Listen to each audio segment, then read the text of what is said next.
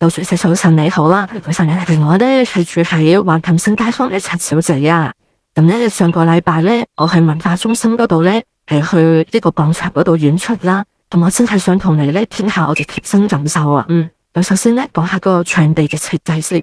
咁咧真係大到離晒譜，同埋咧現場係冇指引嘅。咁我咧同我個演員朋友啦入咗去個場地之後咧，足足咧行咗5分鐘，我哋先至咧搵到我哋自己嘅位。咁跟住咧，講到去廁所先至唔方便。即係激到我即係要拍台。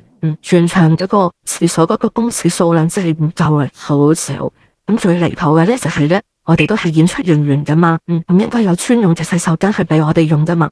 咁慘到咧，我有同啲觀眾一齊爭廁所。仲有啊，就係啲音響嘅效果真係差到嚇死人。